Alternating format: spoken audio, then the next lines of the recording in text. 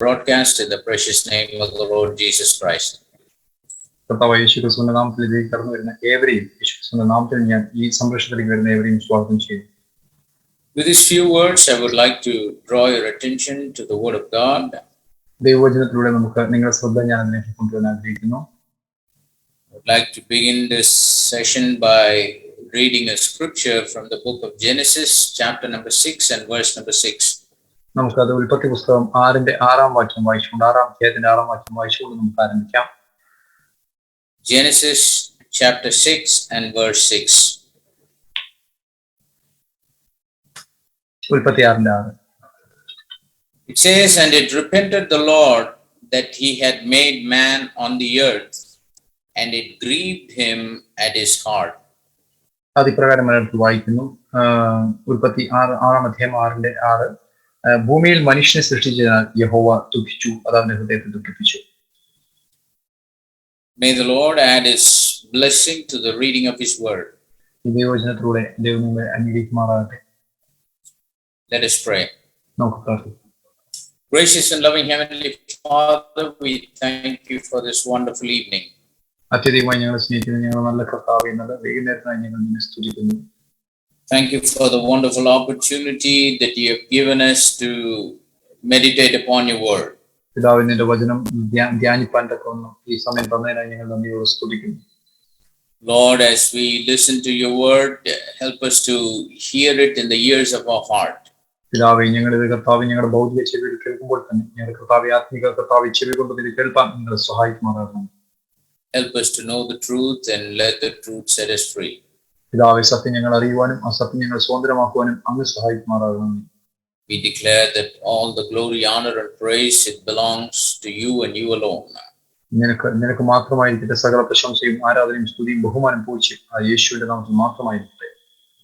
For we ask all of this wonderful blessings in the precious name of the Lord Jesus Christ. ഞങ്ങൾ ഇതെല്ലാം നിസ്തുലനായ യേശുക്രിസ്തുവിന്റെ നാമത്തിൽ അപേക്ഷിക്കുന്നു പിതാവേ.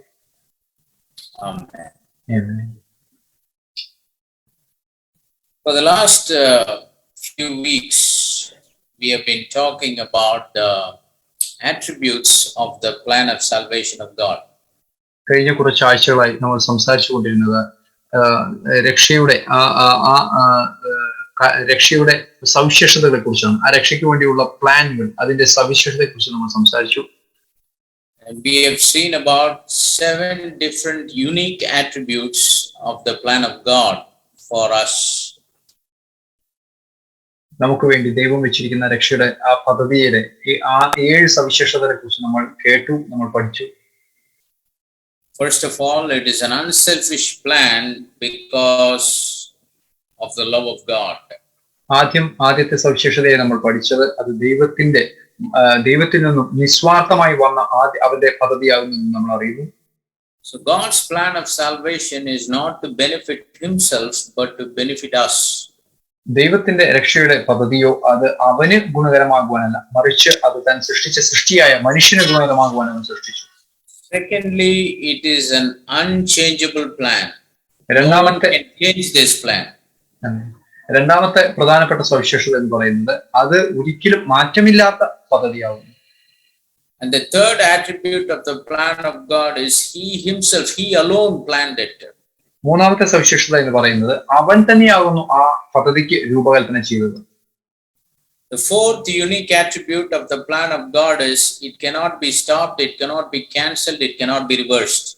നാലാമത്തെ പ്രധാന സവിശേഷത ആ രക്ഷയുടെ പദ്ധതിയുടെ സവിശേഷത എന്ന് പറയുന്നത് അതിനെ ആർക്കും മാറ്റിമറിക്കുവാനും തടയുവാനോ ഇല്ലാതാക്കുവാനും അല്ലെങ്കിൽ എന്തെങ്കിലും മാറ്റം വരുത്തുവാനും ഒരിക്കലും സാധ്യമല്ല എന്നതാണ് അതിന്റെ പ്രത്യേകത.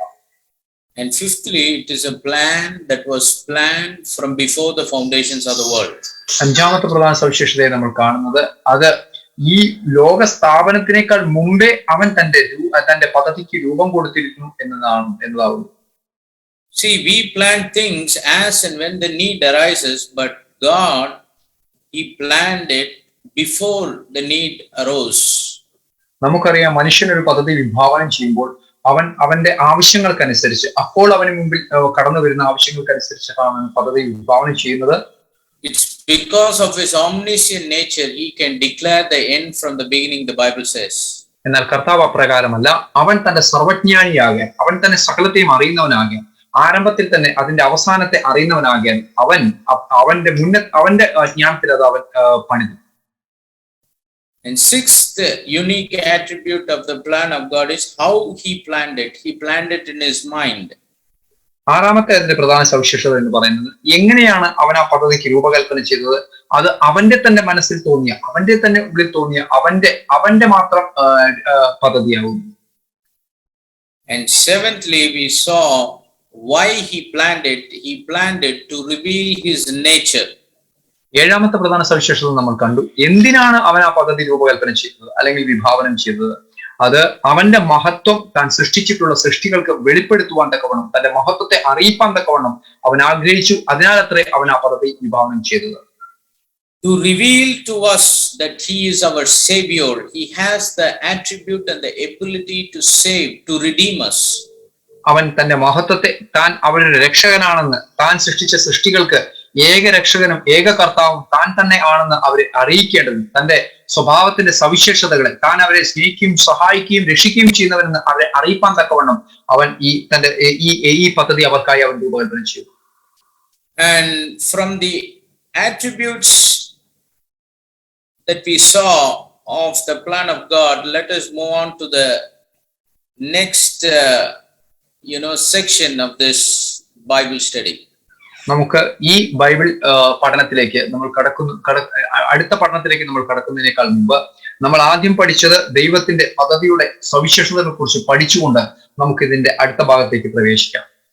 So when we read the book of Genesis, നമ്മൾ ഉൽപ്പത്തി പുസ്തകം വായിച്ചപ്പോൾ കേട്ടതുപോലെ we understand it's our Almighty God. He created the heavens and the earth. നമ്മൾ ഉൽപ്പത്തിയിൽ വായിക്കുന്നത്, നമുക്ക് മനസ്സിലാക്കുന്നത് അവൻ തന്നെയാകുന്നു സർവശക്തനായ ദൈവം സകലത്തെയും സൃഷ്ടിച്ചവനെന്ന്. And when he created the heavens and the earth, along with that he created many things. ആകാശത്തെയും ഭൂമിയും സൃഷ്ടിച്ച അവൻ സകലത്തെയും അതിൽ സകല ചരാചരങ്ങളെയും സൃഷ്ടിച്ചു എന്ന് എഴുതപ്പെട്ടിരിക്കുന്നു. He created many living and non-living things. അവിടെ ജീവനുള്ളതും ജീവനില്ലാത്തതുമായ സകല വസ്തുക്കളെയും അവൻ സൃഷ്ടിച്ചതായി അവർ രേഖപ്പെടുത്തിയിരിക്കുന്നു. He created the earth, the Bible says. അവൻ ഭൂമിയെയും സൃഷ്ടിച്ചു എന്ന് ദൈവവചനം കാണിക്കുന്നു. And the earth was fully spread with nature. അവിടെ ഭൂമിയെ സൃഷ്ടിച്ചപ്പോൾ ഭൂമി അവന്റെ പ്രകൃതി ഭംഗിയാൽ നിറഞ്ഞു എന്ന് വചനം കാണിക്കുന്നു. Created the mountains, he created the valleys. അവിടെ ആ പ്രകൃതിയിൽ അവൻ അവിടെ മലകളും താഴ്വരകളും എല്ലാം അവൻ സൃഷ്ടിച്ചു. He created the water bodies, streams, rivers, lakes.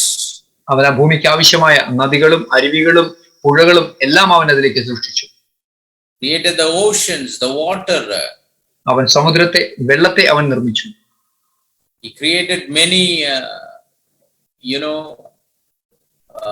planets in the universe. അവൻ അവിടെ ആ പ്രപഞ്ച അല്ലെങ്കിൽ ആ ക്ഷീരപഥത്തെ അവൻ സൃഷ്ടിച്ചു. He created plants. അവൻ അവിടെ സസ്യങ്ങൾ സൃഷ്ടിച്ചു. Created animals. അവിടെ മൃഗങ്ങളെ സൃഷ്ടിച്ചു. Even before the creation of this universe, he created angels. ഇതെല്ലാം സൃഷ്ടിക്കുന്നതിനേക്കാൾ മുമ്പ്, ഈ പ്രപഞ്ചത്തെ സൃഷ്ടിക്കുന്നതിനേക്കാൾ മുമ്പ് അവൻ ആദ്യം ദൂതന്മാരെ സൃഷ്ടിച്ചു. Finally, he created man also. എല്ലാം കഴിഞ്ഞ് അവൻ മനുഷ്യനെ തനിക്കായി സൃഷ്ടിച്ചു. So the total creation of God, it can be divided as living and non-living. അതുകൊണ്ട് ദൈവത്തിന്റെ സൃഷ്ടിയെ നമുക്ക് ജീവനുള്ളതും ജീവനില്ലാത്തതും എന്ന് നമുക്ക് തരംതിരിക്കുവാൻ സാധിക്കും. So among the living comes man. ജീവിക്കുന്ന വസ്തുക്കളിൽ പെടുന്നതാണ് മനുഷ്യ സമൂഹം.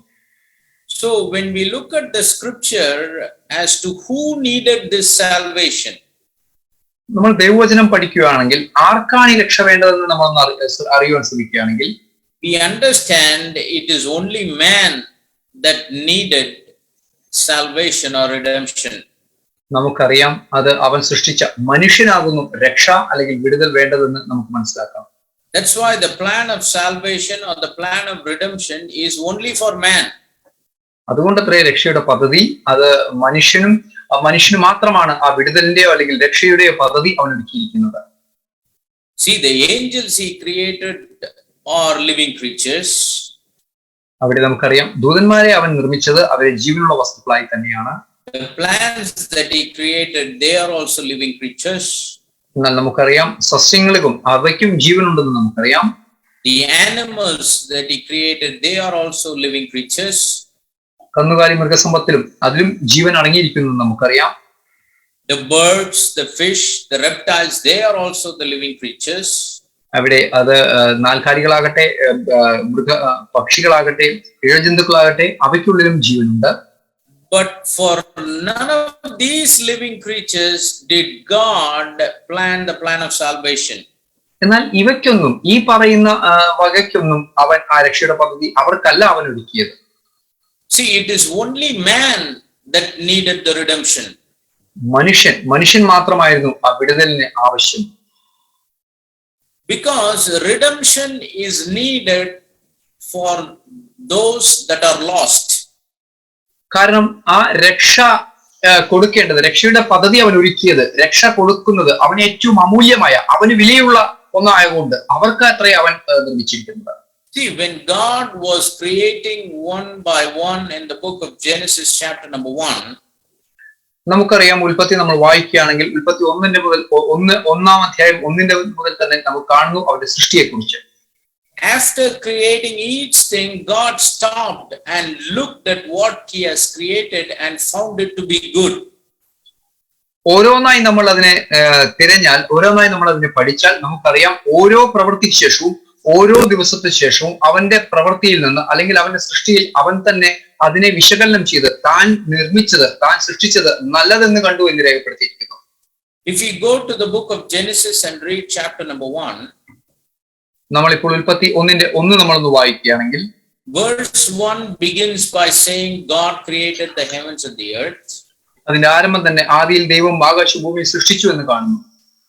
And then in verse number 2, the scripture says the earth was without form and void, and darkness was upon the face of the deep, and the Spirit of God was moving upon the face of the waters.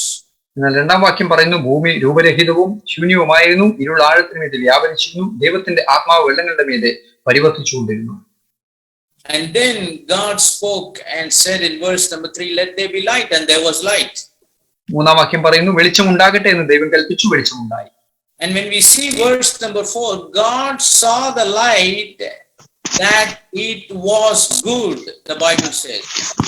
നാലാമത്തെ വാക്യമോ പറയുന്നത് വെളിച്ചം നല്ലതെന്ന് ദൈവം കണ്ടു എന്ന് രേഖപ്പെടുത്തി. See, God, when he created light, he took a pause and he saw the light and said it was good. ദൈവം ആ വെളിച്ചത്തെ നിർമ്മിച്ചതിന് ശേഷം അതിനെ വിശകലനം ചെയ്ത് അല്ലെങ്കിൽ ആ സൃഷ്ടിയെക്കുറിച്ച് അതിനെ കണ്ടുകൊണ്ട് അവൻ പറയുന്നു, ഇത് ഞാൻ നല്ലതായി ചെയ്തിരിക്കുന്നു. Same way, if we go to Genesis chapter number 1 and verse number 10, അപ്രകാരം തന്നെ 1:10 വാക്യം നമ്മൾ നോക്കുകയാണെങ്കിൽ it says, and God called the dry land the earth, and the gathering together of the waters called the seas, and God saw that it was good. 10 എഴുതിയിരിക്കുന്നു, ദൈവം ഉണങ്ങിയ നിലത്തിന് ഭൂമി എന്നും വെള്ളങ്ങളുടെ കൂട്ടത്തിന് സമുദ്രം എന്നും പേര് വിളിച്ചു, അത് നല്ലതെന്ന് ദൈവം കണ്ടു. See, each time he finished a creation or a set of creations, God took a pause and he saw what he had created and found them to be good, the Bible says. അവിടെ എല്ലാ പ്രാവശ്യവും രേഖപ്പെടുത്തിയിരിക്കുന്നു, അവൻ സൃഷ്ടി ചെയ്തതിനു ശേഷം ആ സൃഷ്ടിയെ കണ്ടുകൊണ്ട് അവൻ അത് നല്ലതെന്ന് രേഖപ്പെടുത്തിയിരിക്കുന്നു എന്ന് ദൈവവചനം കാണിക്കും. If we go to verse number 12, again the scripture says, and the earth brought forth grass and herb, yielding seed after his kind, and the tree yielding fruit, whose seed was in itself after his kind. And then the scripture says, and God saw that it was good. അങ്ങനെ നമ്മൾ 12 വാക്യം വായിക്കുകയാണെങ്കിലും അവിടെയും രേഖപ്പെടുത്തിയിരിക്കുന്നു, ഭൂമി സസ്യങ്ങളെയും അതുതരം വിത്തുള്ള ചെടികളെയും അതുതരം വിത്തുള്ള ഫലം കായ്ക്കുന്ന വൃക്ഷങ്ങളെയും മുളപ്പിച്ചു, അത് നല്ലതെന്ന് ദൈവം കണ്ടു എന്ന് എഴുതിയിരിക്കുന്നു. See, in verse 4, he saw the light and found it to be good. 4 വാക്യത്തിൽ നമ്മൾ കണ്ടത് അവൻ വെളിച്ചത്തെ കണ്ടുകൊണ്ട് അവൻ പറയുന്നു, അത് നല്ലതെന്ന് അവൻ കണ്ടു എന്ന്. When he saw the dry land and called it to be earth, and the waters he called seas, and then he saw it was good in verse number 10. അത് തന്നെ 10 വാക്യത്തിലും എഴുതിയിരിക്കുന്നു, അവൻ ഉണങ്ങിയ നിലത്തെ ഭൂമി എന്ന് വിളിക്കുകയും വെള്ളം കൂടിയിരിക്കുന്നതിനെ അവൻ സമുദ്രം എന്ന് വിളിക്കുകയും അത് നല്ലതെന്ന് കണ്ടിരിക്കുന്നുവെന്നും അവിടെയും രേഖപ്പെടുത്തിയിരിക്കുന്നു. when the earth brought forth grass and the herb yielding seeds after its kind and fruit, and the seed God took a pass and saw it was good, as the scripture says in verse number 12. അത് തന്നെയാണ് വീണ്ടും 12-ാം അധ്യായത്തിലും 12-ാം വാക്യത്തിലും എഴുതിയിരിക്കുന്നത്. ഭൂമി സസ്യങ്ങളെയും അതുതരം വിത്തുള്ള ചെടികളെയും അതുതരം വിത്തുള്ള ഫലം കായ്ക്കുന്ന വൃക്ഷങ്ങളെയും മുളപ്പിച്ചു എന്നും അത് നല്ലതെന്ന് ദൈവം കണ്ടു എന്നും അവിടെ രേഖപ്പെടുത്തിയിരിക്കുന്നു. Again, after some set of creations in verse number 18, again the scripture says God saw that it was good. അപ്രകാരം തന്നെ വീണ്ടും 18-ാം വാക്യത്തിലേക്ക് വരികയാണെങ്കിൽ അവൻ ഇപ്രകാരം എഴുതിയിരിക്കുന്നു, അവൻ ഇങ്ങനെയെല്ലാം ചെയ്തതിനു ശേഷം താൻ നിർമ്മിച്ചതെല്ലാം നല്ലത് എന്ന് അവൻ കണ്ടു എന്ന് ദൈവവചനം കാണിക്കുന്നു. Again in verse number 21, if we see, God created great whales, every living creature that moveth, all the things, the fowls. And then again the scripture says in verse 21, and God saw that it was good. 21-ാം വാക്യത്തിൽ എഴുതിയിരിക്കുന്നു, ദൈവം വലിപ്പമേറിയ തിമിംഗലങ്ങളെയും വെള്ളത്തിൽ ജനിച്ചു ചരിക്കുന്ന അതുതരം ജീവികളെയും അതുതരം പറവജാതികളെയും സൃഷ്ടിച്ചു. അവിടെയും എഴുതി വെച്ചിരിക്കുന്നു, അത് നല്ലതെന്ന് ദൈവം കണ്ടു. Again in verse number 25, the scripture says God made the beast of the earth after his kind, and cattle after their kind, and everything that creepeth upon the earth after his kind, and God saw that it was good. അങ്ങനെ തന്നെ 25-ാം വാക്യത്തിലും എഴുതിയിരിക്കുന്നു, ഇങ്ങനെ വിവിധതരം കാട്ടുമൃഗങ്ങളൊക്കെയും അതുതരം കന്നുകാലികളെയും വിവിധതരം ഭൂജല ജന്തുക്കളെയും ദൈവം സൃഷ്ടിച്ചു, അത് നല്ലതെന്ന് ദൈവം കണ്ടു എന്ന് രേഖപ്പെടുത്തിയിരിക്കുന്നു. Then in verse number 31, the scripture says God saw everything that he had made, and behold, it was very good. അവിടെ എഴുതിയിരിക്കുന്നു 31-ാം വാക്യത്തിലേക്ക്, അതിന്റെ അവസാന വാക്യത്തിലേക്ക് നമ്മൾ കടക്കുകയാണെങ്കിൽ അവിടെ എഴുതി വെച്ചിരിക്കുന്ന ഇപ്രകാരമാണ്, താൻ സൃഷ്ടിച്ചതൊക്കെ ദൈവം നോക്കി അത് എത്രയും നല്ലതെന്ന് കണ്ടു എന്ന് എഴുതിയിരിക്കുന്നു. After he found everything that he made was good, then came the 6th day where he created man. അങ്ങനെ എല്ലാം താൻ സൃഷ്ടിച്ചതെല്ലാം നല്ലത് എന്ന് കണ്ടതിന് ശേഷമാണ് 6 ദിവസങ്ങൾക്ക് ശേഷം തന്റെ സൃഷ്ടിയെ നന്നായി അറിഞ്ഞുകൊണ്ട് അത് നല്ലതെന്ന് കണ്ടുകൊണ്ടാണ് 6ാമത്തെ ദിവസം അവൻ മനുഷ്യൻ സൃഷ്ടിച്ചത്. See, God being the creator, he not only created man, he created many things other than man that are living and non-living. അവിടെ നമുക്ക് കാണാം, അവൻ താൻ ജീവനുള്ളതായി മനുഷ്യനെ മാത്രമല്ല, മനുഷ്യനെ സൃഷ്ടിക്കുന്നതിനേക്കാൾ മുമ്പേ അവൻ അവിടെ ജീവനുള്ളതും ജീവനില്ലാത്തതുമായ പലതരം കാര്യങ്ങൾ മുന്നമേ സൃഷ്ടിച്ചിരിക്കുന്നു.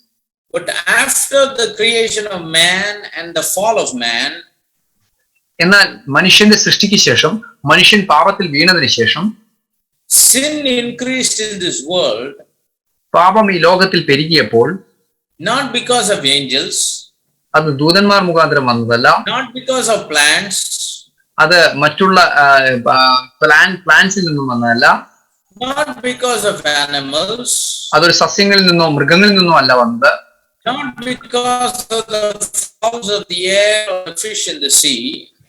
അവിടെ ഭൂമിയിൽ നിന്നോ സമുദ്രത്തിൽ നിന്നോ അല്ല പാപം പെരുകിയത്. Wickedness and sin increased in this world because of man. ഈ ഭൂമിയിൽ പാപവും അതിക്രമങ്ങളും അല്ലെങ്കിൽ ദുഷ്ടതയും വർദ്ധിച്ചത് അവൻ സൃഷ്ടിച്ച മനുഷ്യനിലൂടെയാണെന്ന് ദൈവവചനം കാണിക്കുന്നു. That is why in Genesis 1, the Lord who saw everything that he created and found it to be good, good, good and very good. അതുകൊണ്ടത്രേ ദൈവവചനത്തിൽ എല്ലാ ഭാഗത്തും എഴുതി വെച്ചിരിക്കുന്നത്, ദൈവം താൻ സൃഷ്ടിച്ചതിനൊക്കെയും നോക്കി അത് നല്ലത് നല്ലത് നല്ലത് എന്ന് കണ്ടു എന്ന് രേഖപ്പെടുത്തിയിരിക്കുന്നത്. The same God said in Genesis chapter number 6 and verse number 6, as we read in the beginning. നമ്മൾ ഇതിന്റെ ആരംഭത്തിൽ, പഠനത്തിന്റെ ആരംഭത്തിൽ നമ്മൾ വായിച്ചിരിക്കുന്ന ആ ഭാഗം, അതും അതേ ദൈവം തന്നെ പറഞ്ഞ വാക്യത്തെയാണ് ഉൽപ്പത്തി 6:6 എഴുതി വെച്ചിരിക്കുന്നത്. He said, and it repented the Lord that he had made man on the earth, and it grieved him at his heart. അത് 6:6 എഴുതിയിരിക്കുന്നു, ഭൂമിയിൽ മനുഷ്യനെ സൃഷ്ടിച്ചതിനാൽ യഹോവ ദുഃഖിച്ചു, അത് അവന്റെ ഹൃദയത്തെ ദുഃഖിപ്പിച്ചു എന്ന് എഴുതിയിരിക്കുന്നു. See, for creating none of the other creations did he feel sad about it. നമുക്ക് കാണാം, അവൻ സൃഷ്ടിച്ച മറ്റൊന്നിനെയും നോക്കി അവന് വിഷമം തോന്നിയിട്ടില്ല.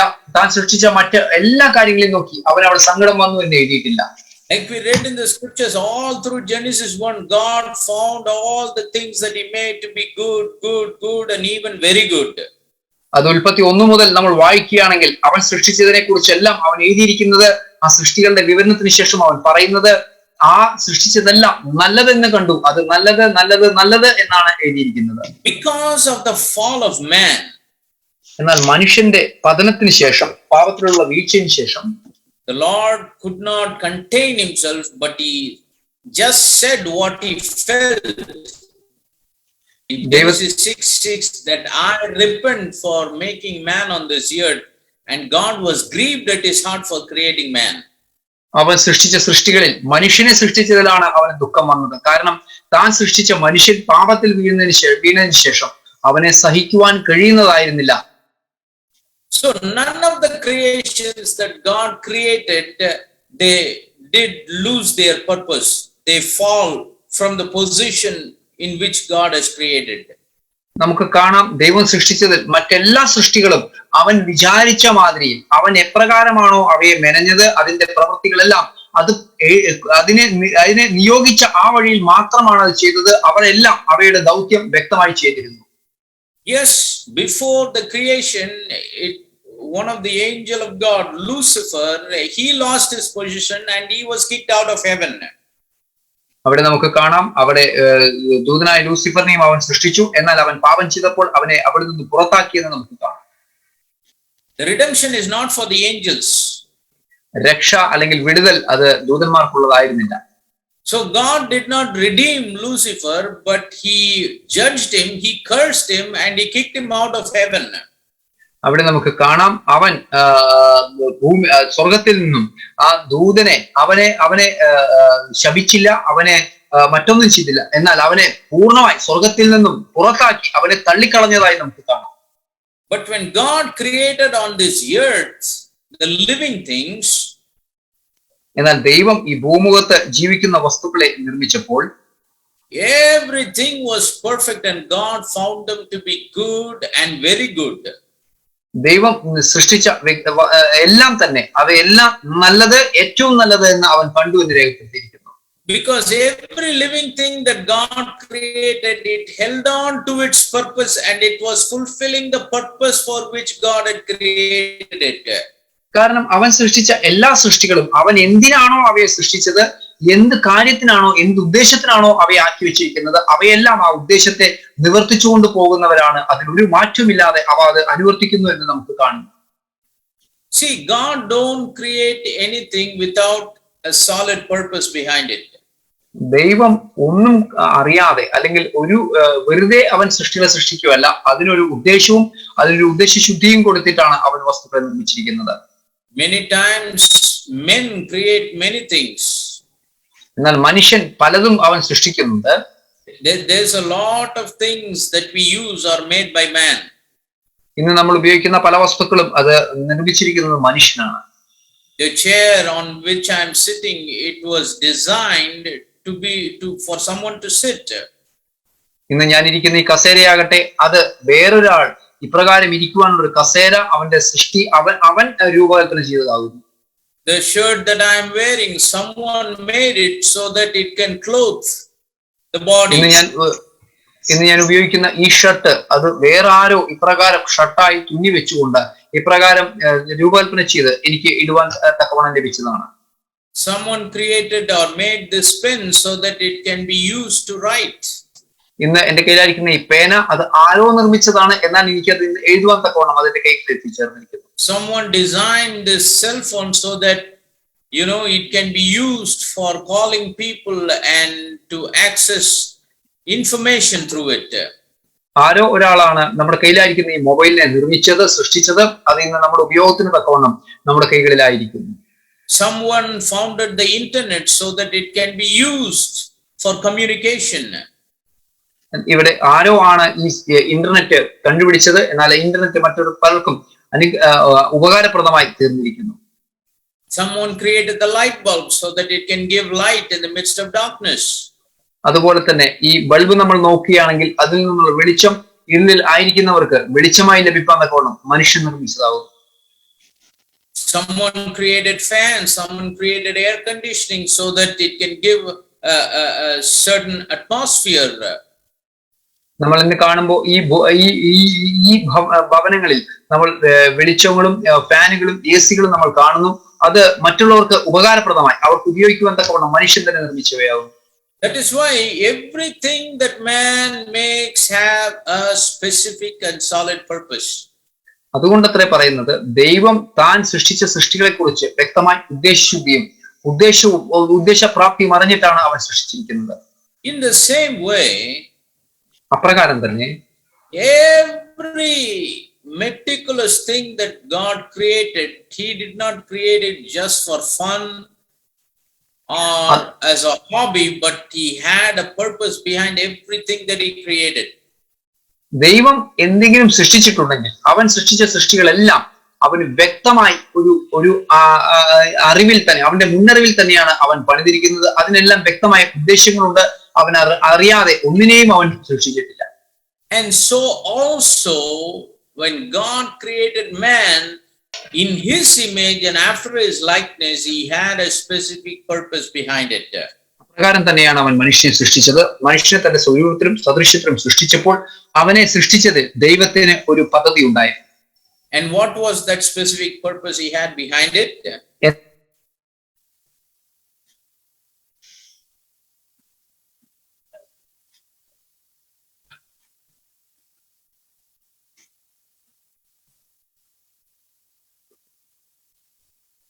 Excuse me. Hello. Yes, Pastor. എന്തായിരുന്നു ആ പ്രത്യേക രീതിയിലുള്ള ഉദ്ദേശം? Let us go to Malachi, the book of prophet Malachi, chapter number 2 and verse number 15.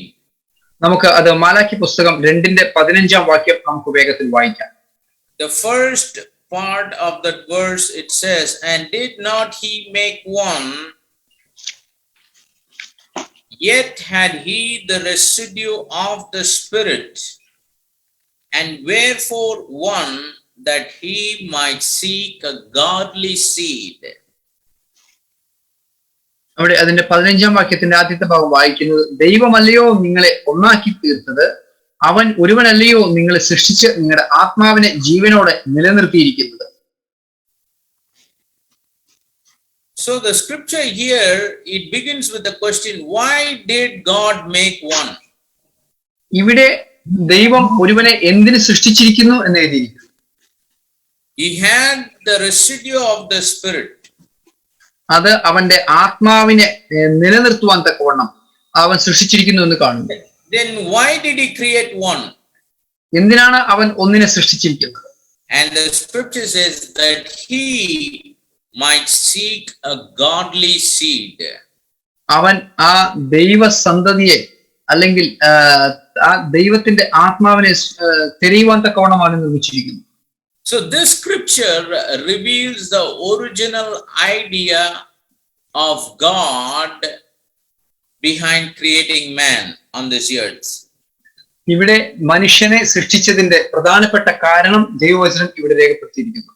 And the scripture here says that God created man so that he might have a godly seed on this earth. അവന് തന്റെ സന്തതി, തന്റെ ആത്മീക സന്തതി അല്ലെങ്കിൽ ദൈവിക സന്തതി ഉണ്ടാകുവാൻ തന്നെ ദൈവിക സന്തതിയെ അന്വേഷിച്ചിട്ടല്ലയോ എന്ന് ദൈവവചനം കാണിക്കുന്നു. So through the scripture we understand ദൈവവചനത്തിലൂടെ നമ്മൾ മനസ്സിലാക്കുന്നത് the original plan of God creating man on this earth is to fill the earth only with godly seed. ദൈവം മനുഷ്യനെ ഈ ഭൂമിയിൽ ആക്കി വെച്ചത് തന്റെ ദൈവിക സന്തതികളാൽ അല്ലെങ്കിൽ ദൈവികമായുള്ള വിത്തുകൾ ഇവിടെ ഭൂമിയിൽ പരക്കുവാൻ തക്കവണ്ണം അത്രേ അവനത് നിർമ്മിച്ചിരിക്കുന്നത്. It is the original plan of God's creation to fill this entire earth only with the godly seed, God's people, godly generation.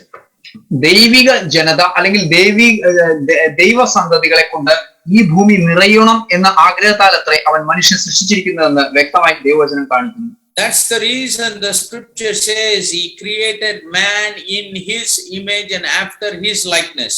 അതുകൊണ്ടത്രേ ദൈവവചനം കാണിക്കുന്നത് ദൈവം മനുഷ്യനെ സൃഷ്ടിച്ചപ്പോൾ മാത്രം അവൻ തന്റെ സ്വരൂപത്തിലും തന്റെ സദൃശ്യത്തിലുമാണ് മനുഷ്യനെ സൃഷ്ടിച്ചിരിക്കുന്നതെന്ന് വചനം കാണിക്കുന്നു.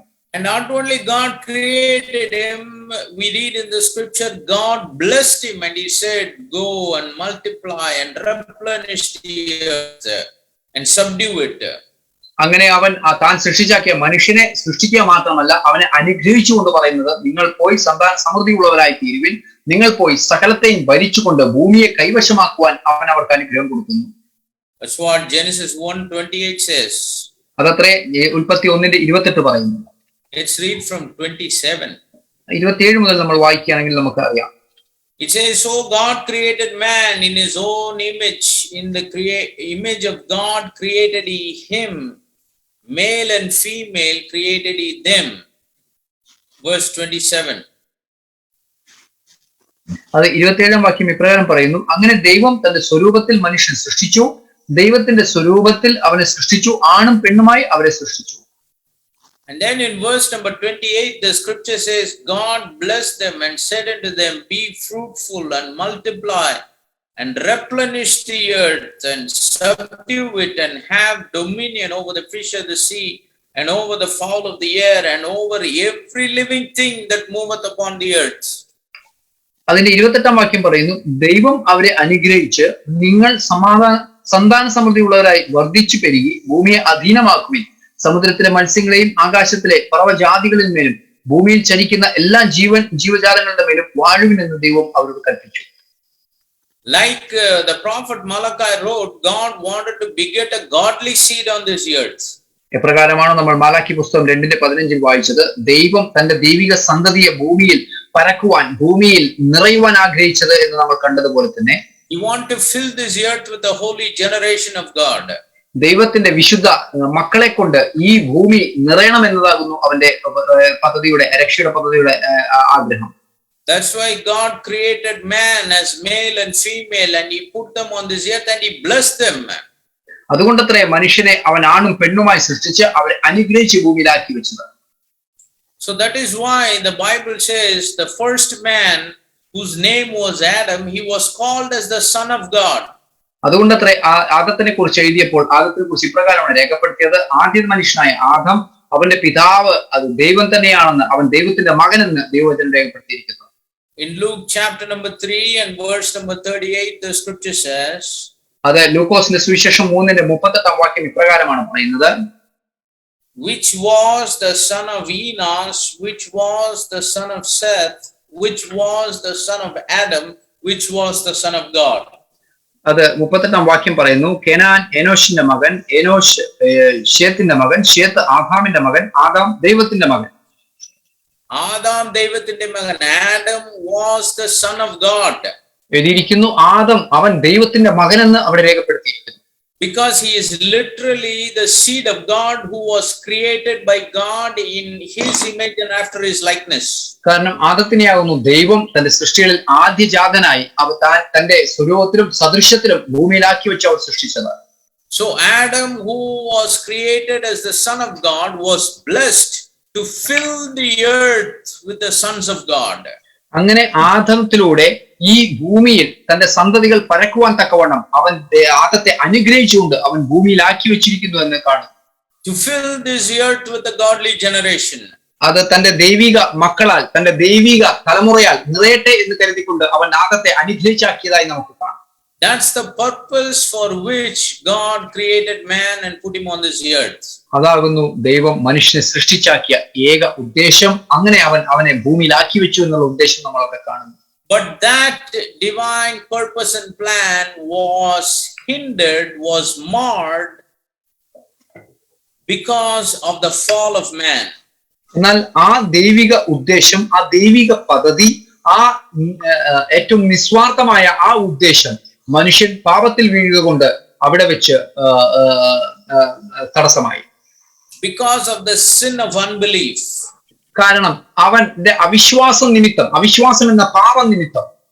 Because of the serpent deceiving Eve. കാരണം ആ പാമ്പ് ഹവ്വയെ വഞ്ചിച്ചതുകൊണ്ട്.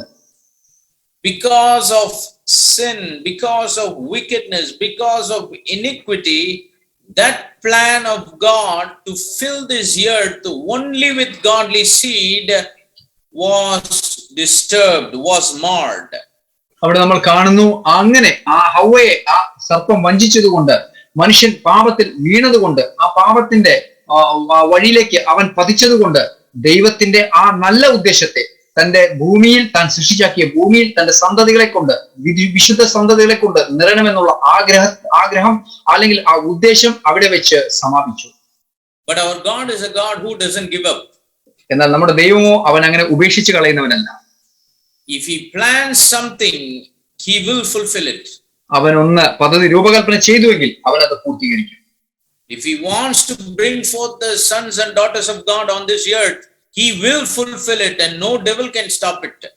അവന് തന്റെ ദൈവിക പ്രജ അല്ലെങ്കിൽ ദൈവിക സന്തതികളെ കൊണ്ട് ഭൂമി നിറയണമെന്ന് അവന്റെ ഉദ്ദേശമാണെങ്കിൽ ഒരു പിശാചിനും അത് തടയുവാൻ സാധ്യമല്ല. If he wants to bring forth his own seed, his godly seed, whom he has chosen from before the foundations of the world, അവൻ ആഗ്രഹിക്കുന്നുവെങ്കിൽ അവൻ തന്റെ ദൈവിക സന്തതി തന്റെ പ്രജ ഈ ഭൂമിയിൽ നിറയണമെന്ന് അവൻ ഈ ലോക സ്ഥാപനത്തിന് മുമ്പേ അവൻ ഉന്നമേ രൂപകൽപ്പന ചെയ്തുവെങ്കിൽ, if he has planned it, nobody can stop him, nobody can cancel it, nobody can reverse it.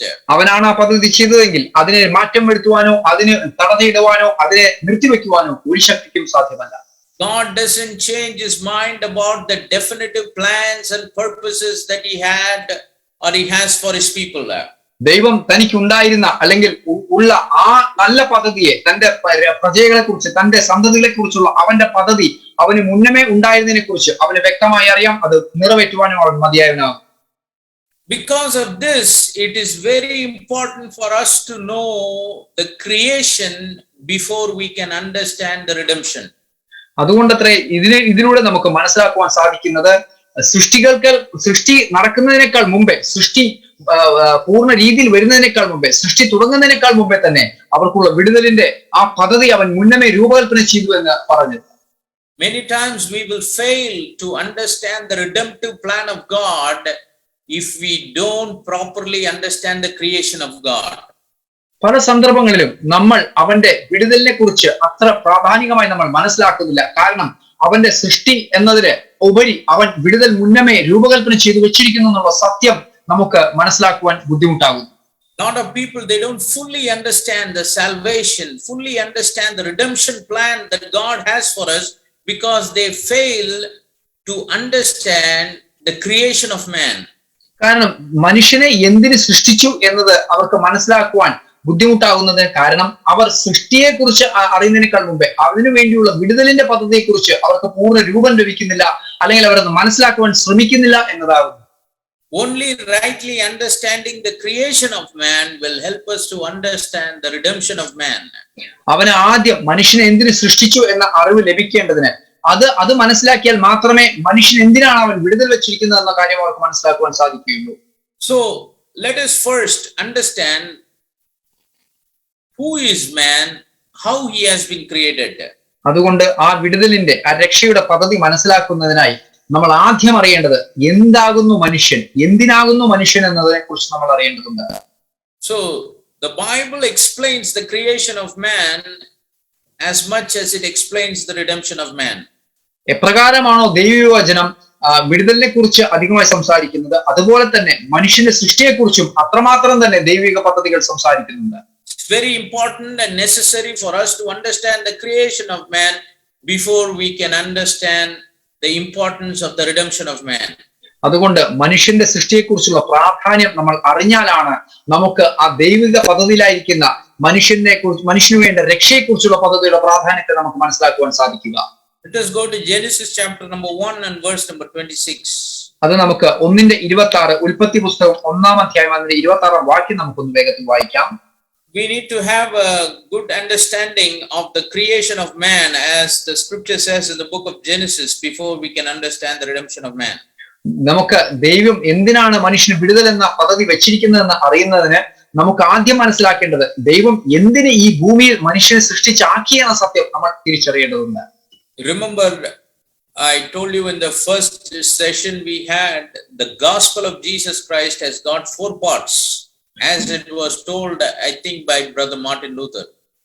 ഞാൻ കഴിഞ്ഞ ദിവസം നിങ്ങളോട് സൂചിപ്പിച്ചതുപോലെ ഞാൻ 4 കാര്യങ്ങൾ, മാർട്ടിൻ ലൂതർ എന്ന വ്യക്തി നമ്മളോട് ദൈവിക പദ്ധതിക്ക് 4 ഭാഗങ്ങളുണ്ട്, അവന്റെ സുവിശേഷത്തിന് 4 ഭാഗങ്ങളുണ്ടെന്ന് ഞാൻ സൂചിപ്പിച്ചിരുന്നു. Many times people, they talk about sin and then salvation and say that is the gospel. പല സന്ദർഭങ്ങളിലും മനുഷ്യൻ ചെയ്യുന്നത് ആദ്യം പാപത്തെക്കുറിച്ച് സംസാരിക്കും, പിന്നെ അതിൽ നിന്നുള്ള വിടുതലിനെ കുറിച്ച് സംസാരിക്കും. അതാകുന്നു സുവിശേഷം എന്ന് അവർ അറിയിക്കുന്നു.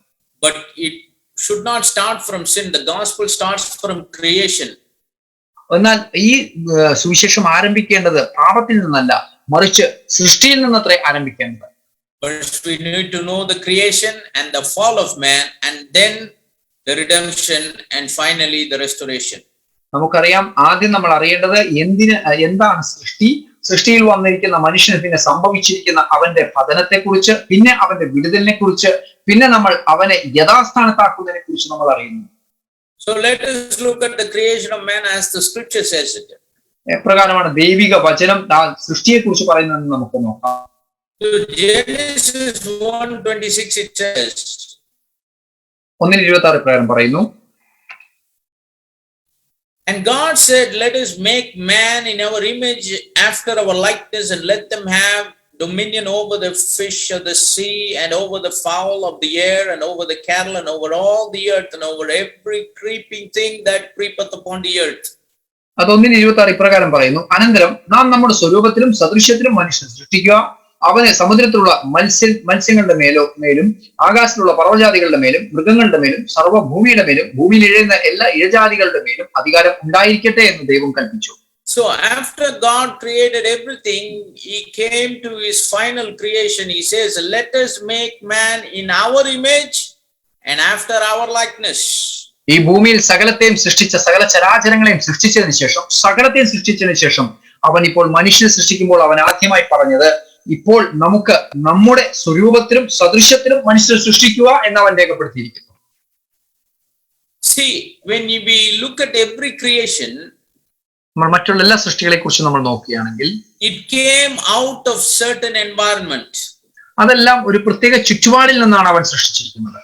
For example, if you take plants, ഒരു ഉദാഹരണമായി നമ്മൾ സസ്യങ്ങളെ എടുക്കുകയാണെങ്കിൽ, it came from the ground. അത് വന്നിരിക്കുന്നത് ഭൂമിയിൽ നിന്ന് മുളപ്പിച്ചു എന്നാണ് കാണുന്നത്. It came from the earth. അത് ഭൂമിയിൽ നിന്ന് മുളപ്പിച്ചു എന്ന് കാണുന്നു. Every kind of plant. എല്ലാ തരത്തിലുള്ള സസ്യജാലങ്ങളും ഭൂമിയിൽ നിന്ന് വന്നു. Same way, if you take animals, അപ്രകാരം തന്നെ നിങ്ങൾ മൃഗങ്ങളെ കുറിച്ച് നോക്കുകയാണെങ്കിൽ, animal beings, ആ മൃഗസമ്പത്ത്, like we read in the scripture before, it came out of the earth. അതും ഭൂമിയിൽ നിന്ന് വന്നു അല്ലെങ്കിൽ വെള്ളത്തിൽ നിന്ന് വന്നു എന്ന് നമ്മൾ കാണുന്നു. That's what we read in Genesis 1:25. God made the beast of the earth after its kind. അതത്രേ നമ്മൾ 25-ാം വാക്യത്തിൽ നമ്മൾ കാണുന്നത്. അനന്തരം കന്നുകാലി, ഇഴജന്തുക്കൾ, കാട്ടുമൃഗങ്ങൾ, ഇത് ജീവികൾ ഭൂമിയിൽ നിന്ന് ഉളവാകട്ടെ എന്ന് ദൈവം കൽപ്പിച്ചു എന്ന്, അങ്ങനെ സംഭവിച്ചു എന്നും അവിടെ 24-ാം വാക്യം കാണിക്കുന്നു. It's a beast of the earth. അത് ഈ ഭൂമിയിലെ വന്യമൃഗങ്ങളെ കുറിച്ച് എഴുതിയിരിക്കുന്നു. But when it came to man, എന്നാൽ മനുഷ്യന്റെ കാര്യം വന്നപ്പോൾ, the scripture doesn't say man of the earth. ദൈവവചനം അവിടെ എവിടെയും കാണിക്കുന്നില്ല ഭൂമിയിൽ നിന്ന് മനുഷ്യനെ, അല്ലെങ്കിൽ ഭൂമിയിൽ നിന്ന് സൃഷ്ടിച്ച മനുഷ്യൻ എന്ന് എഴുതിയിട്ടില്ല. He didn't create man out of the earth. അവൻ ഭൂമിയിൽ നിന്ന് ആണ് മനുഷ്യൻ സൃഷ്ടിച്ചതെന്ന് എവിടെയും എഴുതിയിട്ടില്ല. The real man, he was created from God in the image and after the likeness of God. ശരിയായ മനുഷ്യൻ സൃഷ്ടിക്കപ്പെട്ടത് ദൈവത്തിന്റെ തന്നെ സ്വരൂപത്തിലും സദൃശ്യത്തിലും അവനിൽ നിന്നത്ര സൃഷ്ടിക്കപ്പെട്ടതെന്ന് ദൈവവചനം കാണിക്കുന്നു. So what is the image and the likeness of God? അപ്പോൾ എന്താണ് ദൈവത്തിന്റെ സദൃശ്യവും സ്വരൂപവും? How can we describe it? എങ്ങനെയാണ് നമുക്കത് വിശകലനം ചെയ്യുവാൻ അല്ലെങ്കിൽ വിശദീകരിക്കുവാൻ സാധിക്കുക? John chapter number 4, അത് യോഹന്നാൻ എഴുതിയ ലേഖനം 4-ാം അധ്യായം verse number 24 says, അതിന്റെ 24 ഇപ്രകാരം പറയുന്നു, God is a spirit. ദൈവം ആത്മാവാകുന്നു എന്ന് അവിടെ എഴുതി വെച്ചിരിക്കുന്നു. Praise the name of the living God. ജീവിക്കുന്ന ദൈവത്തെ ഒന്ന് മഹത്വപ്പെടുത്തിയാട്ടെ. So when in Genesis 1:26, when God said, let us make man in our image after our likeness, അവിടെ നമ്മൾ 26-ാം വാക്യത്തിൽ വായിച്ചതുപോലെ ദൈവം മനുഷ്യനെ തന്റെ സ്വരൂപത്തിലും സദൃശ്യത്തിലും സൃഷ്ടിക്കുക എന്ന് കൽപ്പിച്ചപ്പോൾ, he was talking about his spirit image, spiritual attributes. അവന്റെ ആത്മീക സ്വഭാവത്തെ അല്ലെങ്കിൽ തന്റെ ആയിരിക്കുന്ന ആത്മീക മനുഷ്യനെ കുറിച്ചാകുന്നു അവൻ സംസാരിക്കുന്നത്. the spiritual image and the spiritual likeness of God, it talks about the divine nature, the divine attributes, and the divine power of the Almighty God. അത് ദൈവിക സ്വഭാവത്തെ, ദൈവിക പ്രവർത്തികളെ, അല്ലെങ്കിൽ ദൈവികമായ അവന്റെ തന്നെ കാര്യത്തെ അത്രേ അതിനെക്കുറിച്ച് പറയുന്നു. So man was created from a godly environment, not the earthly environment, but a godly spiritual environment.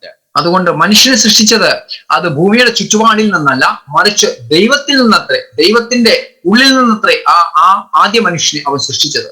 So we need to understand the real man, he is a spiritual man, he is a spirit man, he is an unseen man. അതുകൊണ്ട് നമുക്കറിയാം ആ ശരിയായ മനുഷ്യൻ എന്ന് പറയുന്നത് അതാർക്കും കാണാൻ കഴിയാത്ത, അത് ദൈവത്തിന്റെ തന്നെ ആത്മാവാകുന്നു, അവൻ തന്നെയാകുന്നു ആ ശരിയായ മനുഷ്യൻ എന്നത്. And then verse number 27 of Genesis 1 says, അതിനുശേഷം ആ ഉൽപ്പത്തി 1:27 വാക്യം പറയുന്നത്, so God created man in his own image, in image of God created he him, male and female created he them. 27 പറയുന്നു, അങ്ങനെ ദൈവം തന്റെ സ്വരൂപത്തിൽ മനുഷ്യനെ സൃഷ്ടിച്ചു, ദൈവത്തിന്റെ സ്വരൂപത്തിൽ അവനെ സൃഷ്ടിച്ചു, ആണും പെണ്ണുമായി അവരെ സൃഷ്ടിച്ചു. So the man that was created in Genesis 1:27, he is not flesh and blood, he was not flesh and blood, but he was a spirit man like God himself. അവിടെ നമ്മൾ കാണുന്നു, ആദ്യം ആ മനുഷ്യൻ സൃഷ്ടിക്കുന്ന സൃഷ്ടിയുടെ ആരംഭം എന്ന് പറയുന്നത് അത് ഭൂമിയുടെ ചുറ്റുപാടിൽ നിന്നല്ല, അവൻ നമ്മൾ കാണപ്പെടുന്ന ഈ മനുഷ്യന്റെ രൂപത്തിനേക്കാൾ മുമ്പേ അവന്റെ ഉള്ളിൽ നിന്നും വന്ന ആത്മാവാകുന്ന അല്ലെങ്കിൽ ആത്മീകമായ ഒരു മനുഷ്യനെ അവർ സൃഷ്ടിച്ചാക്കി എന്ന് അവിടെ ദൈവവചനം കാണിക്കുന്നു. That man was created as male and female. ആ മനുഷ്യൻ അത് ജഡമുള്ളവനല്ല, മാംസരക്തങ്ങളുള്ളവനല്ല, അവൻ ആ മനുഷ്യൻ, ആ ആത്മീക മനുഷ്യൻ, അതിനെ ആണും പെണ്ണുമായി അവൻ സൃഷ്ടിച്ചു എന്ന് ദൈവവചനം കാണിക്കുന്നു. See, we need to know the difference between the terms man and woman and then male and female. നമുക്ക് മനസ്സിലാക്കണം, പുരുഷനും സ്ത്രീയും എന്ന് പറയുന്നതും അല്ലെങ്കിൽ ഒരു ആണെന്നും പെണ്ണെന്ന് പറയുന്നതും തമ്മിൽ വ്യത്യാസമുണ്ട്. The complete man, male and female, actually it is talking about the attribute, the nature. അവിടെ ആണും പെണ്ണും എന്ന് പറയുന്നതിനെ കുറിച്ച് വ്യക്തമായി നോക്കുകയാണെങ്കിൽ അവരുടെ സവിശേഷതകളെ കുറിച്ച്, അവരുടെ സവിശേഷതകളെ കുറിച്ചാണ് അവിടെ പറയുന്നത്. So the first man that God created in his image and after his likeness, he had both the male attributes and also the female attributes. അപ്പോൾ ആദ്യ മനുഷ്യനെ തന്റെ സദൃശ്യത്തിലും സ്വരൂപത്തിലും ആദ്യ മനുഷ്യനെ അല്ലെങ്കിൽ ആദ്യ മനുഷ്യനെ സൃഷ്ടിക്കുമ്പോൾ, ആത്മീയ മനുഷ്യനെ സൃഷ്ടിക്കുമ്പോൾ അതിൽ തന്റെ സദൃശ്യവും സ്വരൂപവും അത് മെയിലിന്റെ അല്ലെങ്കിൽ ആണിന്റെ സ്വഭാവ സവിശേഷതകളും പെണ്ണിന്റെ സ്വഭാവ സവിശേഷതകളും അതിൽ ഉള്ളടങ്ങിയിരിക്കുന്നു. See, generally speaking, there are some attributes that are unique to man and there are some general attributes that are unique to, female. ആണും പെണ്ണും എന്ന് പറയുമ്പോൾ പൊതുവായ ചില കാര്യങ്ങൾ രണ്ടു കൂട്ടരും ഒരുപോലെ ഷെയർ ചെയ്യുന്നുണ്ട്, അല്ലെങ്കിൽ ഒരുപോലെ രണ്ടു കൂട്ടർക്കും ഉണ്ട് എന്ന് കാണാം. For example, you take a male attribute. ഒരു ഉദാഹരണമായി നമുക്ക് ആണിന്റെ സ്വഭാവത്തെ കുറിച്ച്, സവിശേഷതയെ കുറിച്ച് നമുക്ക് നോക്കാം. Generally, പൊതുവെ strong. ആണ് എന്ന് പറയുന്നത് അവൻ ശക്തനാണ്, strong in mind, strong in the physique. അവൻ തന്റെ മാനസികമായും ശാരീരികമായും ശക്തിയുള്ളവനാണ് ആണ്. Secondly, boldness. രണ്ടാമത്തെ കാര്യം, അവന് ദൃഢതയുണ്ട്, courage, അവന് ധൈര്യമുണ്ട്, having the ability to face anything. എന്തിനേയും വെല്ലുവിളിക്കുവാൻ അല്ലെങ്കിൽ അഭിമുഖീകരിക്കുവാനുള്ള ശക്തി അവനുണ്ട്. Those are generally the attributes of male. അതാകുന്നു ഏകദേശം ഒരു മനുഷ്യന്റെ അല്ലെങ്കിൽ ഒരു ആണിന്റെ പൊതുവായുള്ള സ്വഭാവ സവിശേഷതകൾ. Though female can also possess it, the males they have it as a unique attribute. ഇതെല്ലാം ഒരു സ്ത്രീക്കും അതുപോലെ തന്നെ സ്വായത്തമാക്കുവാൻ സാധിക്കും. ഇതേ സവിശേഷതകൾ അവൾക്കും ഉണ്ടായിരിക്കാം. The female, they can handle these natures only to a certain extent, but the male they can handle it to a great extent. ഈ സ്വഭാവസവിശേഷതയെ കുറിച്ച് നമ്മൾ വേർതിരിച്ച് കാണുന്നത് ഈ പറഞ്ഞതെല്ലാം ഒരു ആണിനെ ഏറ്റവും നന്നായി ചെയ്യുവാൻ അല്ലെങ്കിൽ ഏറ്റവും വലിയ അളവിൽ അവന് ചെയ്യുവാൻ സാധിക്കുമ്പോൾ സ്ത്രീക്കും അത് തനിക്ക് കഴിയാവുന്ന ഒരു അളവിൽ അവൾക്കും ചെയ്യുവാൻ സാധിക്കുന്നതായി നമുക്ക് കാണാം. For example, you take anger. ഒരു ഉദാഹരണമായി നമുക്ക് കോപത്തെ എടുക്കാം. The men, they can possess anger to a great extent than a woman. നമുക്കറിയാം ഒരു കോപത്തിന്റെ സവിശേഷത അല്ലെങ്കിൽ കോപത്തിന്റെ സ്വഭാവത്തെ കുറിച്ച് നോക്കുകയാണെങ്കിൽ ആണിന് പെണ്ണിനേക്കാൾ അധികമായി അതിൽ കൂടുതൽ കാര്യങ്ങളെ ആ കോപത്തിലൂടെ അവരെ പ്രദർശിപ്പിക്കുവാൻ സാധിക്കുന്നു. But when you take this attribute of comforting, എന്നാൽ ഒരു ആശ്വസിപ്പിക്കുക എന്ന സ്വഭാവ സവിശേഷതയിലേക്ക് നമ്മൾ കടക്കുകയാണെങ്കിൽ the women or the female, they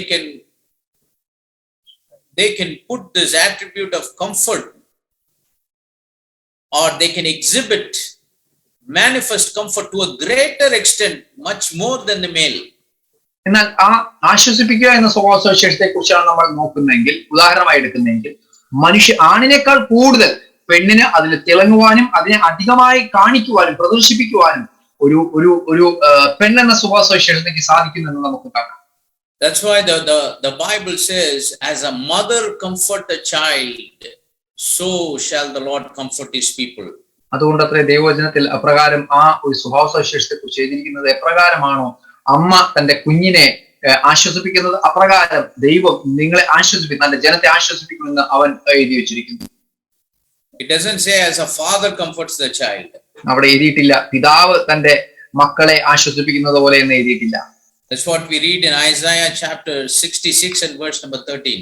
അതത്രേ നമ്മൾ യെശയ്യാവിന്റെ പുസ്തകം 66-13 വാക്യത്തിൽ നമ്മൾ വായിക്കുന്നത്. It says, as one whom his mother comforted, so will I comfort you.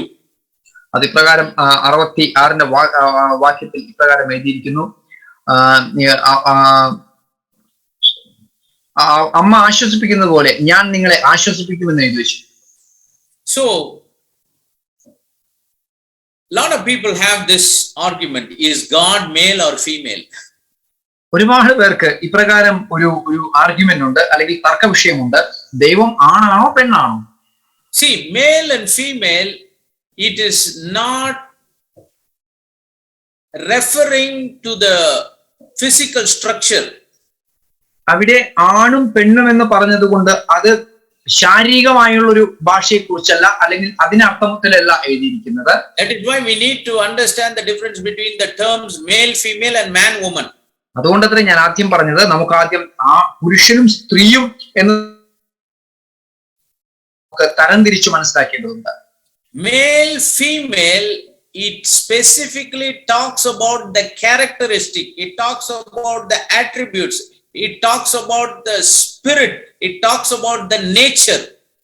അവിടെ ആണും പെണ്ണും എന്ന് പറയുന്നത് അവരുടെ സവിശേഷതകളെ കുറിച്ച്, അവരുടെ സ്വഭാവത്തിന്റെ കാര്യങ്ങളെ കുറിച്ച്, അതിനുള്ള വേർതിരിവിനെ കുറിച്ച്, അതിനുള്ള അവരുടെ പ്രകൃതിപരമായ അവരുടെ ഇടപെടലിനെ കുറിച്ചാണ് അവിടെ എഴുതി വെച്ചിരിക്കുന്നത്. But when it comes to man, woman, it not only refers to the attributes, but it also refers to the physical structure also.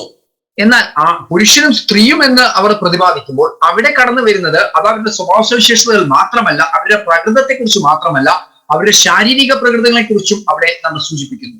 So in the beginning, God created man in his image and after his likeness. അതുകൊണ്ട് ദൈവം മനുഷ്യനെ ആദ്യം നിർമ്മിച്ചപ്പോൾ, ആത്മീയമനുഷ്യനെ നിർമ്മിച്ചപ്പോൾ അവന്റെ സ്വരൂപത്തിലും സദൃശ്യത്തിലും എന്ന് എഴുതി വെച്ചിരിക്കുന്നത്. So God is a spirit God. ആ ദൈവം ആത്മാവാണെന്ന് നമുക്കറിയാം. And he has all the attributes of man and also the female, the male and the female. ആ ദൈവത്തിന് ആ സ്വഭാവ സവിശേഷതകളെല്ലാം അവനിൽ നിന്നാണ് അവൻ പകരുന്നത്. അവന് അവന്റെ ആ ആണിൻ്റെതായ സ്വഭാവ സവിശേഷതകളും അപ്പോൾ തന്നെ അവന് ആ പെണ്ണിൻ്റെതായ സ്വഭാവ സവിശേഷതകളും രണ്ടും അവനിൽ അടങ്ങിയിരിക്കും. That is why the scripture says he is our heavenly father. അതുകൊണ്ട് അത്ര ദൈവവചനം ഈ പ്രകാരം പറയുന്നത് അവൻ നമ്മുടെ സ്വർഗീയ പിതാവാകുന്നു. Why? Because he has the attributes of a male to provide for us, to carry us, to strengthen us. കാരണം എന്തുകൊണ്ടാണ് അങ്ങനെ അവനെ പിതാവ് എന്ന് വിളിക്കുന്നത്? കാരണം അവൻ നമ്മെ കരുതുവാൻ തക്കവണ്ണം, നമ്മെ ശക്തീകരിക്കുവാൻ തക്കവണ്ണം, നമ്മെ പരിപാലിക്കുവാൻ തക്കവണ്ണം അവൻ ഒരു പിതാവിനെ പോലെ നമ്മോട് പെരുമാറുന്നതുകൊണ്ട് അത്രേ. He has got the male attributes of a father, and that's why he is our heavenly father. അവന് തന്റെ സ്വർഗീയ പിതാവ് എന്ന് നമ്മൾ വിളിക്കുന്നത് അവന് ആ ആണ് അല്ലെങ്കിൽ പിതാവാകുന്ന ആണിന്റെ സ്വഭാവം അവൻ നമ്മോട് പ്രദർശിപ്പിക്കുന്നു, അവൻ നമ്മോട് കാണിക്കുന്നത് കൊണ്ട് അത്രേ അവനെ സ്വർഗീയ പിതാവ് എന്ന് നമ്മൾ വിളിക്കുന്നത്. In the same way, as we read in Isaiah 66:13, he has the attributes of the female also. That's why he is able to comfort us like a mother comforts us. അങ്ങനെ ഇരിക്കുമ്പോൾ തന്നെ അവന് പെണ്ണിന്റെ അല്ലെങ്കിൽ ആ സ്വഭാവ സവിശേഷതയും അവൻ ഉൾക്കൊള്ളുന്നു എന്നതത്രേ നമ്മളിപ്പോൾ നേരത്തെ വായിച്ചത് യെശയ്യാവിന്റെ പുസ്തകം 66:13 കാണുന്നു. അമ്മ ആശ്വസിപ്പിക്കുന്നത് പോലെ ഞാൻ നിങ്ങളെ ആശ്വസിപ്പിക്കുമെന്ന് പറയുന്നതിലൂടെ അവന് ആ പെണ്ണിന്റെ അല്ലെങ്കിൽ ആ സ്വഭാവ സവിശേഷതയും അവൻ തന്റെ ജനത്തോട് പ്രദർശിപ്പിക്കുന്നു, ഒരു അമ്മയെ പോലെ എന്ന് വചനം കാണിക്കുന്നു. So when God created the first man, he put both of these male attributes and the female attributes in him. അപ്പോൾ ദൈവം ആ ആത്മീക മനുഷ്യനെ, ആത്മാവാകുന്ന ദൈവം ആത്മീക മനുഷ്യനെ ആദ്യം സൃഷ്ടിക്കുമ്പോൾ തന്റെ സ്വഭാവ സവിശേഷതകൾ, അത് ആണെന്ന സ്വഭാവ സവിശേഷതയും പെണ്ണെന്ന സ്വഭാവ സവിശേഷതയും രണ്ടും ആ നിർമ്മിക്കുന്ന മനുഷ്യനിൽ അവൻ ആക്കി വെച്ചിരിക്കുന്നു. It's because God himself, he possesses all those attributes in him. കാരണം ഈ സ്വഭാവ സവിശേഷതകളെല്ലാം അവനിൽ തന്നെ ഉൾക്കൊള്ളുന്നുകൊണ്ട്, ആ ദൈവത്തിൽ തന്നെ ഉൾക്കൊള്ളുന്നുകൊണ്ട് അവന്റെ സ്വദൃശ്യത്തിലും സ്വരൂപത്തിലും അത്രേ അവൻ ആ മനുഷ്യനെ സൃഷ്ടിച്ചിരിക്കുന്നത്. But only in Genesis 2, God causes a deep sleep to the man, and then he takes the female part of that man and makes the woman. എന്നാൽ ആ പുസ്തകത്തിൽ അല്ലെങ്കിൽ ഉൽപ്പത്തി പുസ്തകത്തിന്റെ രണ്ടാം അധ്യായത്തിലാണ് പിന്നെ നമ്മൾ കാണുന്നത്, താൻ സൃഷ്ടിച്ച മനുഷ്യനെ ഉറക്കം വരുത്തിക്കൊണ്ട് അവനിൽ നിന്നും ആ സ്ത്രീയുടെ സ്വഭാവ സവിശേഷതകളെ അവൻ മാറ്റിയെടുക്കുന്നത്, അവനിൽ നിന്നും മാറ്റി വേർതിരിക്കുന്നത് നമ്മൾ കാണുന്നു. That is why the woman is a byproduct of man. She is someone that came out of man. അതുകൊണ്ടത്രേ സ്ത്രീയെ കുറിച്ച് പറയുമ്പോൾ അവൾ പുരുഷനിൽ നിന്നും വേർതിരിക്കപ്പെട്ട, പുരുഷനിൽ നിന്നും ഉടലെടുത്ത അവൾ എന്ന് അവളെ കുറിച്ച് പറയുന്നത്. God caused deep sleep to man to take the female attributes from man and create a woman to be a helpmeet for him. അവിടെ കാണുന്നു, ആ താൻ സൃഷ്ടിച്ച മനുഷ്യനൊരു ഗാഢ നിദ്ര വരുത്തിക്കൊണ്ട് അവനിൽ നിന്നും ആ സ്ത്രീയുടെ സ്വഭാവത്തെ അല്ലെങ്കിൽ പെണ്ണിന്റെ സ്വഭാവത്തെ അവനിൽ നിന്നും പൂർണ്ണമായി വേർതിരിച്ച് അവന് തുണയായി, അവന് ഹെൽപ്പറായി അവളെ കൊടുത്തതായി നമുക്ക് കാണാം. But who is the complete man? അപ്പോൾ എന്നാൽ ആരാകുന്നു ശരിയായ മനുഷ്യൻ? It is the man who was created in the image and in the likeness of God. അവൻ ദൈവത്തിൽ നിന്നും സൃഷ്ടിക്കപ്പെട്ട, ദൈവത്തിന്റെ സ്വരൂപത്തിലും സദൃശ്യത്തിലും സൃഷ്ടിക്കപ്പെട്ടവനാകുന്നു ശരിയായ മനുഷ്യൻ. He possessed all the characteristics of male and female, and that's why he says, the scripture says, God created man in his image, in the image of God created he him, male and female created he them. അങ്ങനെയുള്ള മനുഷ്യനത്രേ പൂർണ്ണ മനുഷ്യൻ എന്ന് പറയുന്നത്, ശരിയായ മനുഷ്യൻ എന്ന് പറയുന്നത്. അവനിൽ ആ ദൈവത്തിന്റെ സ്വഭാവ സവിശേഷതകളെല്ലാം അടങ്ങിയിരിക്കുന്നു. അവനെ കുറിച്ചത്രേ എഴുതുന്നത്, അവനെ തന്റെ സ്വരൂപത്തിൽ സൃഷ്ടിച്ചു, അവരെ തന്റെ സ്വരൂപത്തിൽ സൃഷ്ടിച്ചു, അവരെ ആണും പെണ്ണുമായി അവരെ സൃഷ്ടിച്ചു എന്ന് 27-ാം വാക്യത്തിൽ എഴുതിയിരിക്കുന്നത്. That is why woman, the word woman it comes from man. There is also man in woman. അതുകൊണ്ടത്രേ ഇംഗ്ലീഷ് അക്ഷരത്തിൽ മാൻ എന്നതിന് ശേഷം വുമൺ എന്ന് പറയുമ്പോൾ അതിലും മാൻ എന്ന വാക്ക് ഉൾപ്പെടുന്നു. അത് പുരുഷനിൽ നിന്നും ജനിച്ചവൾ, പുരുഷനിൽ നിന്നും വന്നവൾ, ഉടലെടുത്തവൾ എന്ന അർത്ഥത്തിൽ അവളെ വുമൺ അല്ലെങ്കിൽ സ്ത്രീ എന്ന് വിളിക്കുന്നു. I have heard a man of God say this, I don't remember his name. You know, in English it says W-O, woman, M-A-N. He says, woman is none but a man with a womb. അത് ഒരു ദൈവദാസൻ ഇപ്രകാരം പറഞ്ഞിട്ടുണ്ട്, അദ്ദേഹത്തിന്റെ പേര് ഞാൻ ഓർക്കുന്നില്ല. Woman മറ്റൊന്നുമല്ല, അല്ലെങ്കിൽ ഇംഗ്ലീഷ് അക്ഷരത്തിൽ കാണിക്കുന്ന വുമൺ എന്ന് പറഞ്ഞാൽ അത് പുരുഷന്റെ ഗർഭാശയം അല്ലെങ്കിൽ വൂമ്പ് എന്ന് പറയുന്ന ആ ഒരു മലയാള അല്ലെങ്കിൽ ഇംഗ്ലീഷ് അർത്ഥത്തിൽ അത്രേ അത് മാൻ വൂമ്പ് എന്ന് പറയുന്ന അർത്ഥത്തിലാണ് അത് വന്നിരിക്കുന്നത്.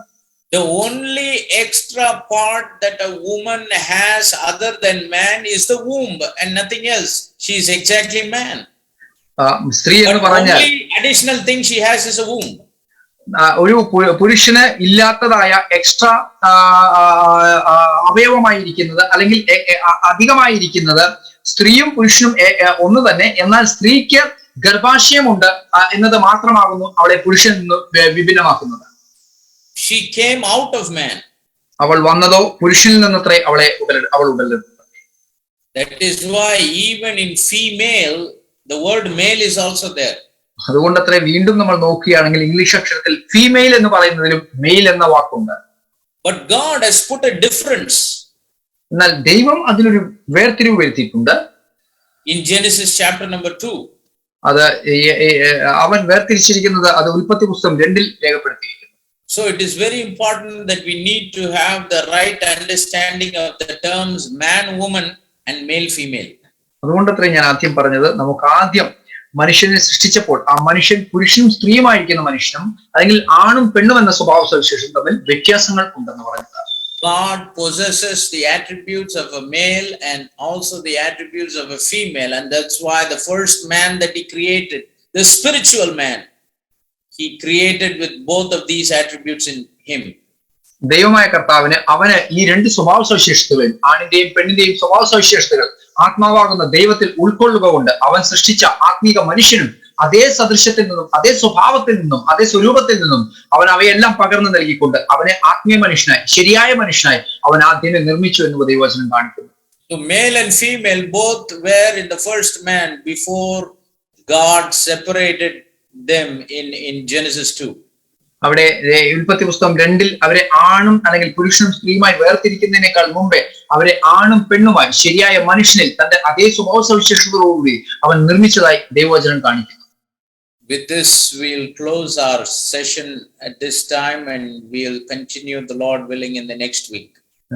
നമുക്ക് ഇത്രയും പറഞ്ഞുകൊണ്ട് ഇന്നത്തെ ക്ലാസ്സിന്റെ സെഷൻ നമുക്ക് ഇവിടെ അവസാനിപ്പിക്കാം. ദൈവം അനുവദിക്കുന്നുവെങ്കിൽ ഇതിന്റെ തുടർമാനമായി നമുക്ക് അടുത്ത ആഴ്ച വീണ്ടും ഈ വിഷയത്തെക്കുറിച്ച് സംസാരിക്കാം. God bless you all in Jesus' name. എല്ലാവരും കർത്താവ് യേശു ക്രിസ്തുവിന്റെ നാമത്തിൽ അനുഗ്രഹിക്കുന്നു. Amen. Thank you, Pastor.